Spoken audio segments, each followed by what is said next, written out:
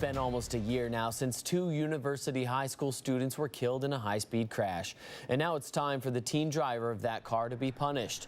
Preston Maher is ready to plead guilty to vehicular homicide charges in the deaths of sophomores Josie Fryer and Mackenzie Mott. But the family's victims are frustrated and bewildered about his proposed sentence. In an exclusive story, KXLY4's Jeff Humphrey tells us why the victims' families are saying this plea agreement has watered down the punishment even further and that it doesn't match the crimes. The three teens had left a birthday party in Preston's car just days after he had received his license, which means it was illegal for the 16-year-old to have the girls as passengers. Preston then drove at freeway speeds through a residential neighborhood, and witnesses say intended to launch his car over what's known as the Ponderosa Jump. The driver lost control, and the car went airborne, slammed into a tree where my daughter Josie and Mackenzie Mott were killed on impact. Based on the speeds and reckless driving involved, Preston Maher was charged with 2 counts of vehicular homicide. Now, according to Josie's dad, Preston is facing just 8 weeks in custody when the standard range calls for a bare minimum of 30 weeks. I don't want the young man to go to jail forever.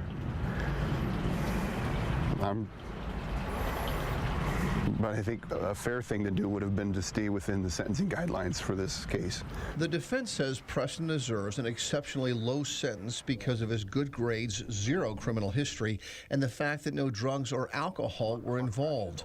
But Josie's family says Preston deserves something closer to a standard range sentence.